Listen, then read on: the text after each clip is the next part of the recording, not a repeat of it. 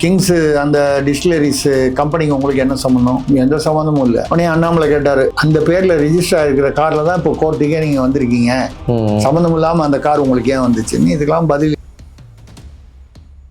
அவர் Jananayagan producer அவரை பத்தி கர்நாடகா மேகதாடுல அவர் எப்படி நியாயமா நடந்துப்பாரு அப்படின்னு கேக்குறீங்க. அவர் உண்மையில கர்நாடகா இல்ல, ஆந்திரா. அவரே சொல்லிட்டார், நம்மளுடைய கேள்வியே தமிழ்நாட்டுல ஒருத்தர் கூடவா இல்ல.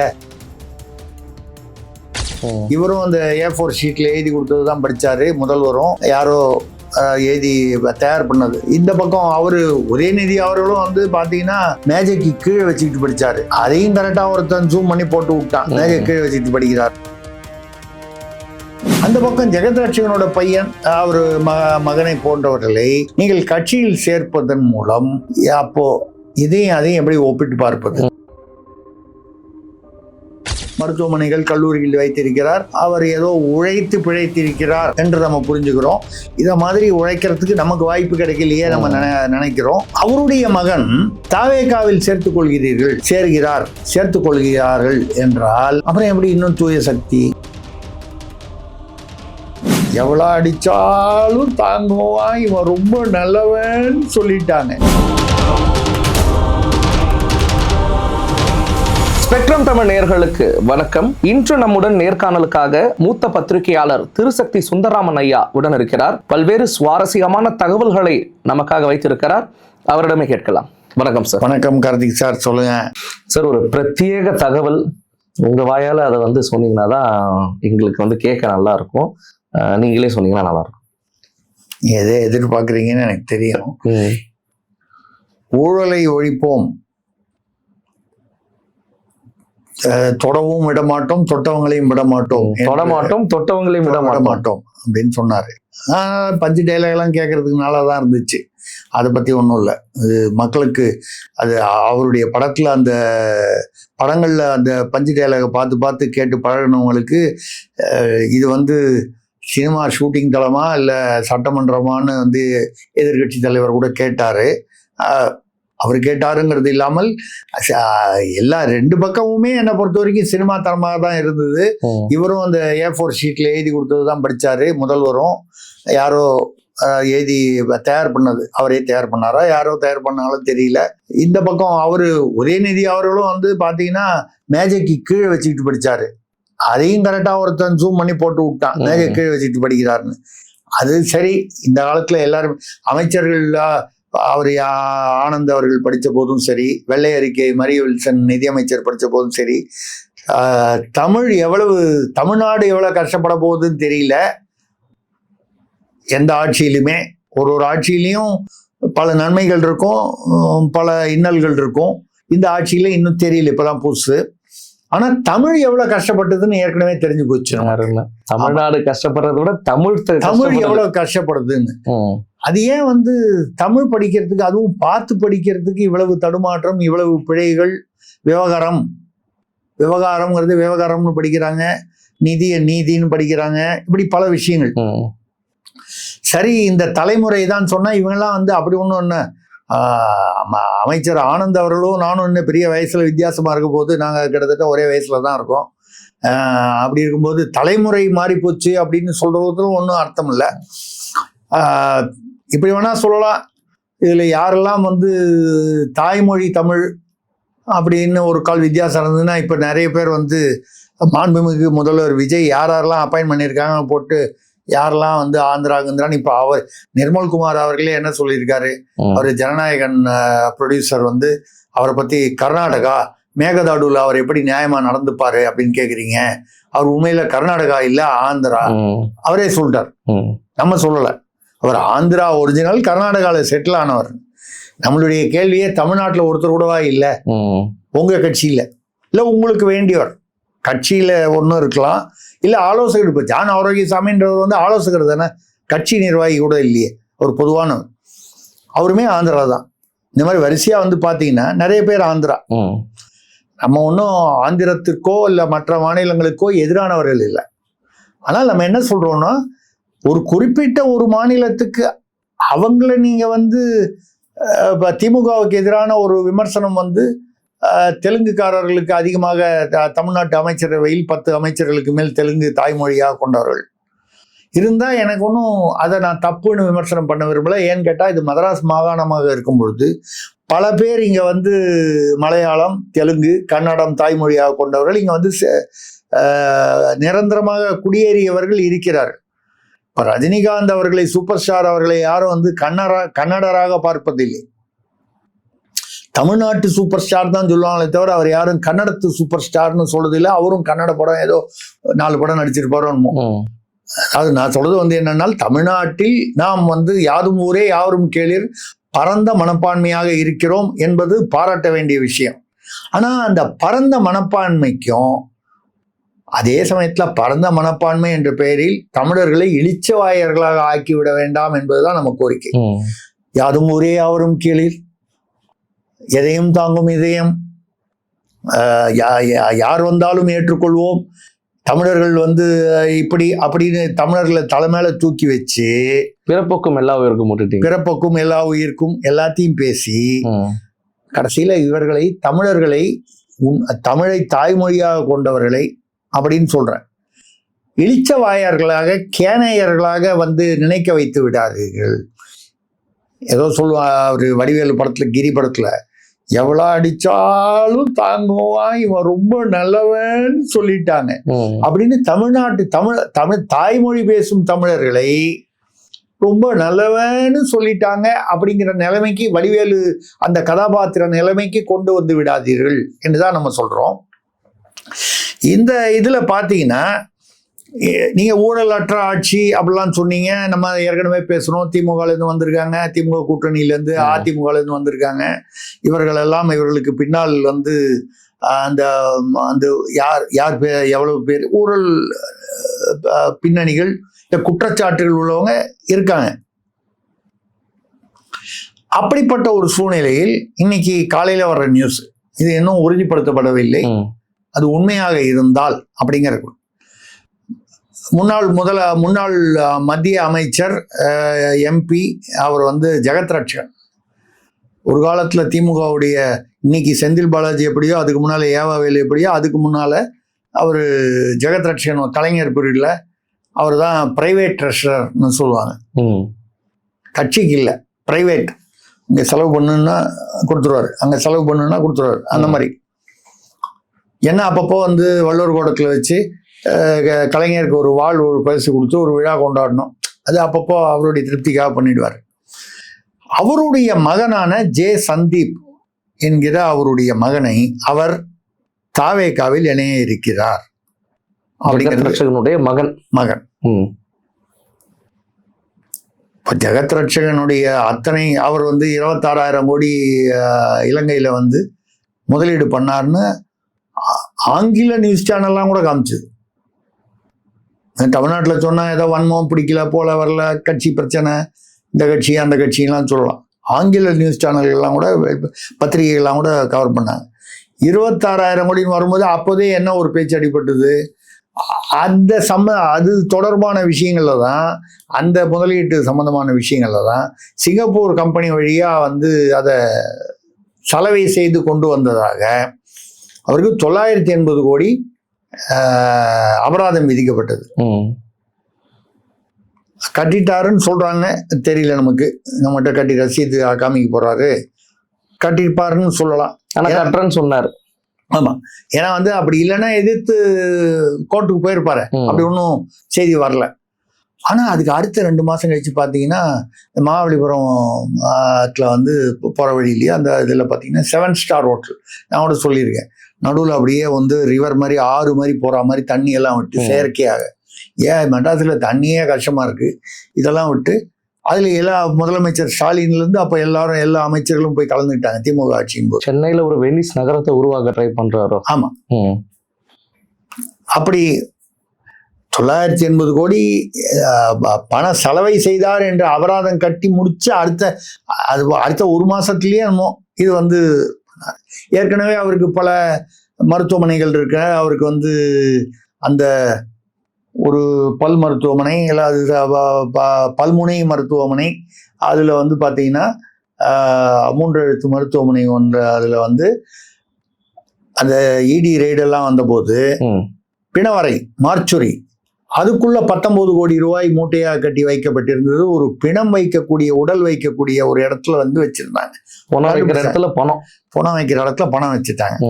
அப்ப எவ்வளவு யோசனை பண்ணி வச்சிருக்கணும் பாருங்க. அந்த இடத்துலன்னா துர்நாற்றம்னு யாரும் வரமாட்டாங்க, செக் பண்ண மாட்டாங்கன்னு. அது யாரோ உண்மையை சொல்லியிருக்கோம், உள்ள இருக்கிறவங்க தான் சொல்லியிருக்கணும், இல்லைன்னா தெரிஞ்சிருக்காது. ரைட்டு. இதெல்லாம் அவர் அந்த பின்னணி. இந்த 26,000 கோடி இலங்கையில பண்ணும்போது என்ன சொன்னாங்க, 75% வந்து தமிழ்நாட்டின் முக்கிய புள்ளி குடும்பத்தை சேர்ந்தது, 25% தான் ஆனா இவர் பேர்ல தான். இது எவ்வளவு தூரம் உண்மையிலாம் நமக்கு தெரியாது. இதுல வந்து நம்ம வந்து எவ்வளவு தூரம் நம்ம என்ன ஆனானப்பட்ட சிறப்பு புலனாய்வு குழு எல்லாமே ஒன்றும் செய்ய முடியாத பல இடங்கள்ல ஒரு மீடியாவா இருந்து இவ்வளவுதான் நம்ம செய்ய முடியும்.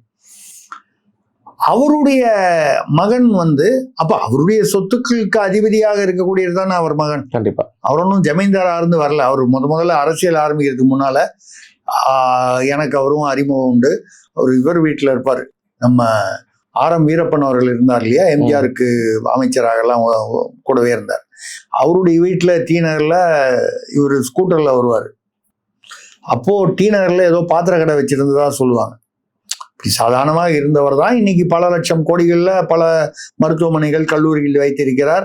அவர் ஏதோ உழைத்து பிழைத்திருக்கிறார் என்று நம்ம புரிஞ்சுக்கிறோம். இத மாதிரி உழைக்கிறதுக்கு நமக்கு வாய்ப்பு கிடைக்கலையே நம்ம நினைக்கிறோம். அவருடைய மகன் தாவேகாவில் சேர்த்துக் கொள்கிறார்கள் என்றால் அப்புறம் எப்படி இன்னும் தூய சக்தி? அவர் ஏன் சேர்றாருன்னு ஒரு பின்னணி யோசனை பண்ணி பார்த்தா, ஒரு தாவேகா ஆட்சிக்கு வந்த ஒரு 10 நாளுக்குள்ள பிரான்ஸ் நாட்டில் ஒரு சந்திப்பு நிகழ்ந்ததாக சொல்லப்பட்டது. நான் கூட பல நிகழ்வுகளை பேசியிருக்கேன். ரூட் ஜெகதீஷ் இப்பொழுது அரசு ஆலோசகராகவோ தனி செயலாளராகவோ அவருக்கு பதவி கொடுத்துட்டாங்க. அதுதான் வந்து மே மாதம் 12 போட்டு இது வரைக்கும் வெளியிடாம இப்போ அவர் எக்ஸ் தளத்து மூலமா வெளியே வந்தது. அவரும் திமுகவில் உதயநிதி, அன்பில் மகேஷ் இவர்களுக்கெல்லாம் வந்து நெருக்கமாக கருதப்படும் அந்த 3 தம்பிகள், ரதீஷ், ஆகாஷ் பாஸ்கர், இன்னும் யாரோ ஒருத்தர் ஜூஜுவா என்னமோ சொல்லுவாங்க பேரு, 3 பேர். இவங்கெல்லாம் இதுல ஈசிஆர்ல 500 கோடிக்கு பங்களா கட்டுறாங்க, ஸ்விம்மிங் பூலோட, மொட்டை மாடியில் ஸ்விம்மிங் பூல்லாம் வந்து அப்ப செய்திகள் வந்தது. இடி ரெய்டு பண்ண போகும்போது அதுக்கு தடையெல்லாம் வாங்கினாங்க. இப்போ ஒரு நல்ல விஷயம் என்னன்னால், நல்லதையும் நம்ம சொல்லணும், தாவேகா வந்து அந்த இடிக்கான தடைகள் எல்லாம் வந்து விஜிலன்ஸ் சட்ட லஞ்ச ஒழிப்புத்துறை வந்து வாபஸ் வாங்கி அந்த திமுக தம்பிகள் உட்பட பல பேர் மீது, அதே மாதிரி டாஸ்மாக் தொடர்பான, ஏன்னா அந்த டாஸ்மாக் தொடர்பாக வரும்போது தான் இவங்க பேர்ல இந்த ரெய்டு வந்தது. இந்த ரெய்டெல்லாம் தடை வாங்கினாங்க பாருங்க. அந்த தடையை தமிழ்நாடு அரசு, அப்பொழுதைய திமுக அரசு தடை கேட்டு தான் வந்தது. அது அந்த வழக்கை வாபஸ் அந்த பெடிஷன் அல்லது மனுவை இப்பொழுது தாவேக அரசு வாபஸ் வாங்குகிறது. இது ஏற்புடையது, வரவேற்கத்தக்கது. ஏன்னு கேட்டா தப்பு பண்ணியிருக்கான்னு தெரியுது. 3 வருஷத்துக்கு முன்னால சாதாரணமா ஸ்கூட்டர்ல மிடில் கிளாஸ் ஃபேமிலியா இருக்கிறவன் இன்னைக்கு 2000 கோடி 3000 கோடின்னு சொல்லி ஏதோ புழக்கத்துல பணம் இருக்குன்னால் இது நிச்சயமாக பினாமி பணம் என்று எல்லாருக்கும் தெரிகிறது. சுனாமியாக வந்த பினாமி பணம்ங்கிறது தெரியுது. அதை நீங்கள் வெளிக்கொண்டு வருவதற்காக இந்த மனுவை வாபஸ் வாங்குகிறீர்கள், மனுக்களை வாபஸ் வாங்குகிறீர்கள் என்றால் பாராட்டுகிறோம், வரவேற்கிறோம். அதே சமயம் இதையே இந்த பக்கம் செஞ்சுட்டு அந்த பக்கம் ஜெகத்ரட்சகனோட பையன், அவர் மகனை போன்றவர்களை நீங்கள் கட்சியில் சேர்ப்பதன் மூலம் அப்போ இதையும் அதையும் எப்படி ஒப்பிட்டு பார்ப்பது? ஏன் சொல்றேன்னா, இந்த ரதீஷும் ரூட் ஜெகதீஷும் சந்தித்ததாக சில தகவல்கள் வந்தன. என்னன்னு சொன்னா, இந்த ஆட்சி வந்ததுக்கு பிறகு எஸ்என்ஜேங்கிறது ஜெயமுருகன் அவர்களுடைய அந்த டிஸ்டிலரி, சாராய ஆலை, அப்புறம் KAL கால்ஸ் வாசுதேவன் அவர்களுடையது. இவங்க 2 பேரும் திமுகவுக்கு நெருக்கம்னு சொல்லுவாங்க. அவரு திமுக பணம் தான் இங்க வந்து முதலீடா இருக்குன்னு சொல்றவங்க இருக்காங்க. ஏன்னு கேட்டா அதே மாதிரி ஜெயமுருகனும் சாதாரணமா ஸ்கூட்டர்ல வந்துட்டு இருந்தவர் தான். உலகின் ஓசையை நம்ம 2 படம் வந்து கலைஞருடைய கதை வசனத்துல எடுத்தாரு. அதுக்கப்புறம் பாத்தீங்கன்னா அசுர வளர்ச்சி அவருக்கு மிகப்பெரிய அளவுக்கு போயிட்டாரு. அந்த மாதிரி வந்ததுனால இந்த 2 சாராய ஆலைகளுக்கு அதிகமான ஆர்டர் கொடுக்கணும் எங்க தாவேகா ஆட்சியில அப்படின்னு பேசப்பட்டதுன்னு சொல்றாங்க. அப்படி அவங்களுக்கு கொடுக்கும் பொழுது யாருக்கெல்லாம் ஏற்கனவே கொடுத்த ஆர்டர் வந்து அடிபட்டது இல்லை குறைஞ்சிது அப்படின்னா, ஜெகத் ரட்சகனுடைய அவர் வச்சிருக்கிற டிஸ்டிலரி, டிஆர் பாலு அவர் வச்சிருக்கிற கிங்ஸ் டிஸ்டிலரி, அவரை கேட்டால் அது எந்தே இல்லைன்னு அவரு, அது வேற விஷயம். கப்பல் வாங்கினேன், கப்பல் எப்படி வாங்கினீங்க, ஒரு கம்பெனியில் பணம் கடை வாங்கினேன், அந்த கம்பெனி யாருது எனக்கு தெரியாது, உங்கள் பையன் பேரில் இருக்குதே, அண்ணாமலை அவர்கள் குறுக்கு விசாரணை பண்ணும்போது மறுபடியும் 30ஆம் தேதி வருது குறுக்கு விசாரணை சைதாப்பேட்டை கோர்ட்ல. அதே மாதிரி அந்த கிங்ஸ் அந்த டிஸ்டிலரிஸ் கம்பெனிக்கு உங்களுக்கு என்ன சம்பந்தம்? எந்த சம்பந்தமும் இல்லை.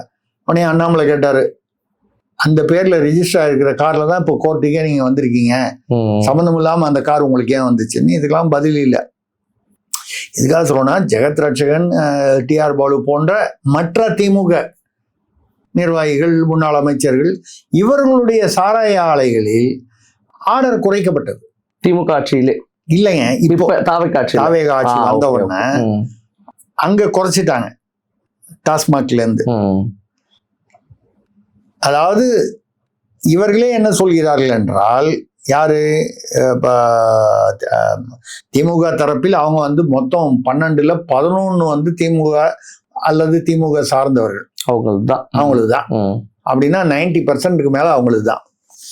இதில் அவங்களுக்குள்ளேயே ஒரு போட்டி இருக்குல்ல.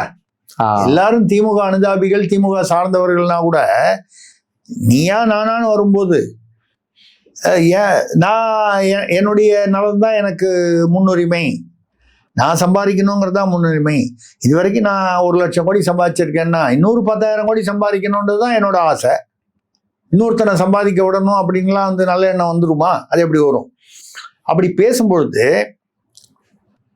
அங்கெல்லாம் குறைச்சிங்க, இங்க ரெண்டும் கொஞ்சம் அதிகப்படுத்துங்க அப்படின்னு சொல்லி பேசப்பட்டதா. அந்த ரத்தீஷ்ங்கிறவர் பேசினாருன்னு சொல்லி ஒரு செய்தி. அப்ப யாருக்கு அங்க அடிபடுது? ஜெகத் ரட்சகன், டிஆர் பாலு போன்றவர்கள், இன்னும் மற்றவர்கள். நம்ம 2 பேர் ப்ராமினெண்டா இருக்கிறதுனால அவங்க பேர் சொல்றோம். இப்போ இந்த செய்தியோடு ஜெகத் ரட்சகனுடைய மகன் வந்து தாவேகால சேருவதாக இருக்கிறார் என்பதை இணைத்து பாருங்க. இப்போ இவங்களுக்கு மறுபடியும் இந்த லிக்வர் ஆர்டர் கிடைக்கும், கவர்மெண்டோட டாஸ்மாக் ஆர்டர், இவருடைய அது கிடைக்கணும்னு வரலாம். இல்ல திமுகல இருந்து போய் பேசி உதயநிதி சார்பில், உதயநிதிக்கு வேண்டியவர் தான் அந்த ரத்தீஷ்னு சொல்லும்போது அவர் போய் பேசும்போது வேற யாரோ ஒரு கால்ஸுக்கும் எஸ்என்ஜேக்கும் அதிகமான ஆர்டர் கொடுக்கணும்னு சொன்னாங்க, நம்மளை கவுத்துட்டாங்க, நமக்கு வந்து ஹெல்ப் பண்ணல அப்படிங்கிற கோபத்தினால கூட பையனை கொண்டு போய் அங்க சேர்த்து விடுறாரா? அதாவது தாவேகா மேல இருக்கிற ஆதரவு தாண்டி திமுக மேல இருக்க எதிர்ப்பு, கோபம், எதிர்ப்பு அப்படியாவும் இருக்கலாம். இல்ல நம்ம வந்து வழக்கமா நம்ம ஒரே வீட்டில் 2-3 பேர் இருக்காங்கன்னா, ஒருத்தர் இந்த கட்சியில, ஒருத்தர் அந்த கட்சியில, ஒருத்தர் அந்த கட்சியில, இப்பதான் அதுதான் ரொம்ப ஃபேஷனா போச்சு. அந்த மாதிரி ட்ரெண்ட்ல நம்ம இங்க இருந்தா கூட பையனை அங்க விட்டுட்டோம்னா, நாளைக்கு நம்ம கொஞ்சம் அடக்கி வாசிச்சுட்டு பையனை தூக்கி விட்டோம்னா. இதுதான் நான் கேட்க நினைச்சேன். ஏன்னா இப்ப அவரு அதிமுகவில் இருந்தாரு, திமுகவில் இருந்தாரு, இப்ப அவரால் நேரடியா தாவேகாவுல போக முடியாதுன்றதுக்காக தன்னுடைய பையன் மூலமா அனுப்புறாரு அப்படின்னு. அதான் சொல்றேன், அதுவும் ஒரு பாசிபிலிட்டி இருக்கு. கோவத்துலதான் போனோம்னு இல்லை, இல்லைங்க இங்க பையன் அங்க இருந்தாருன்னா நாளைக்கு நமக்கு ஆர்டர் தான் முக்கியம், வர லாபம் தான் முக்கியம், சொத்து சேர்க்கறது தான் முக்கியம். நம்ம எந்த கட்சியில இருக்கோங்கிறது முக்கியம் இல்லை. அதிமுகவில் இருந்தாரு, ஆரம் வீரப்பனுக்கு மிக நெருக்கமானவராக இருந்தாரு, உதவியாளர் மாதிரி இருந்தாரு, பல பதவிகளில் இருந்தாரு. திமுகவில் வந்து கலைஞர் அவர்களுக்கு மிக நெருக்கமாக இருந்தாரு. அப்போ என்ன அதிமுக இருந்துமே திமுக வந்துட்டுமே, அதெல்லாம் அது எத்தனையோ பேர் வந்திருக்காங்க, அந்த மாதிரி அவரும் இருந்தார். அவர் மட்டும் சொல்ல, நம்ம பல பேர் சொல்றோம். இப்பொழுது இப்போ உள்ள ட்ரெண்ட்ல இவர் மீது நடவடிக்கைகள் எதுவும் வரக்கூடாது, ஆர்டர் தொடர்ந்து வர வேண்டும், வியாபார அபிவிருத்தி காரணமா இருக்கலாம், நம்ம வழக்குகளை வந்து சமாளிப்பதற்காக இருக்கலாம், இல்லை எதிர்காலத்தில் இப்படி இருந்தா தான் நமக்கு வியாபாரம் வந்து வரும் அப்படிங்கிற ஒரு காரணம், இல்லை திமுக மீது கோபம், ஒரு வருத்தம், எரிச்சல், நம்மளை ரெக்கமெண்ட் பண்ணாமல் வேற யாரையும் XY ரெக்கமெண்ட் பண்ணிட்டாங்க, இதில் எது வேணாலும் இருக்கலாம். அது அவங்க பக்கத்தில், அது அவருடைய சாதுரியம்னு வச்சுக்கலாம். கேட்டால் என்ன சொல்லுவார், என் பையன் வந்து அவர் என்ன எடுக்கிறாரோ அவருடைய சுய விருப்பம், வழக்கமான வசனம் தான் வரும். நம்ம என்ன கேட்குறோம்னா, தாவேகாவுடைய சைட்லேருந்து இது எப்படி தூய சக்தி என்று சொல்வதற்கு இதற்கும் என்ன ஏதாவது தொடர்பு இருக்கிறதா? என்ன ஒப்புமையா ஓவாமையா அப்படின்னு ஒரு கேள்வி வருது. இப்படியே நீங்கள் வந்து சேர்த்து கொண்டு போனால் அந்த பக்கம் யாரெல்லாம் நீங்க ஊழல்னு சொல்றீங்களோ அவங்க தம்பி, அவங்க பையன், அவங்க குடும்பம் நீங்க சேர்த்துக்கிட்டீங்கன்னா அது எப்படி தூய ஃபில்டர் போட்டு நீங்க தூய சக்தின்னு சொல்லி ஃபில்டர் காஃபி மாதிரி தூய காஃபின்னு என்று ஏற்றுக்கொள்வதா அப்படிங்கிற கேள்வி வருது. இப்போ இந்த டிஆர் பாலு அவர்கள் 30ஆம் தேதி அந்த அண்ணாமலையுடைய குறுக்கு விசாரணையில் இன்னும் ஏற்கனவே 2 கப்பல் என்னோட பையன் கம்பெனின்னு தெரியாது, ஆனா அவங்க கிட்ட கடன் வாங்கினேன், அவருக்கும் தெரியாது, எனக்கும் தெரியாது, கடன் கொடுத்தவருக்கும் தெரியாது, வாங்கினவருக்கும் தெரியாதுன்னு சொன்னாரு. 30ஆம் தேதி அண்ணாமலைக்கு என்ன பதில் சொல்ல போகிறார் என்று தெரியவில்லை. பார்ப்போம், இன்னும் சுவாரஸ்யமான விஷயங்கள் கிடைக்கலாம். தெளிவான பதில் ரொம்ப நல்லாவே புரிஞ்சுது சார். எங்களுக்காக, நேயர்களுக்காக பல சுவாரஸ்யமான விஷயங்களை வெளிக்கொண்டு வந்ததுக்கு நன்றி சார். நன்றி, மிக்க நன்றி, வணக்கம்.